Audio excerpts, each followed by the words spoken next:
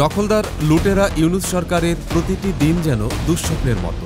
চারদিক থেকে প্রতিনিয়ত বীভৎস সব হত্যাকাণ্ড আর নৈরাজ্যের খবর আসছে। সংবাদকর্মীদের রীতিমতো হকচকিয়ে যেতে হচ্ছে, কোনটা রেখে কোন খবরটা আগে দেবে। সোমবার রাজধানীর হাবিবুল্লাহ বাহার কলেজের উপাধ্যক্ষ মোহাম্মদ সাইফুর রহমান ভূঁইয়াকে দেশীয় অস্ত্র দিয়ে নিজ বাসায় কুপিয়ে হত্যা করা হয়েছে। ভোররাতে উত্তরার ভাড়া বাসায় এ ঘটনা ঘটে। পরিবার ও পুলিশ সূত্র বলছে, হত্যাকাণ্ডে একদল দুর্বৃত্ত জড়িত।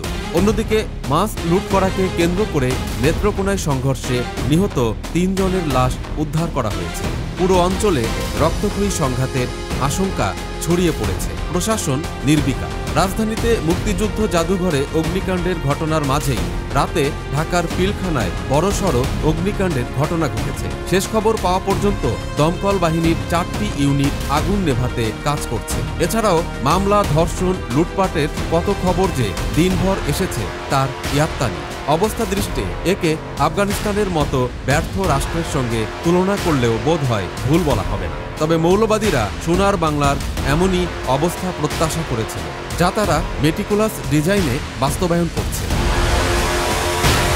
প্রিয় দর্শক, সমকালীন সব চমৎকার খবর ও বিশ্লেষণ দেখতে সাবস্ক্রাইব করুন আমাদের চ্যানেলটি।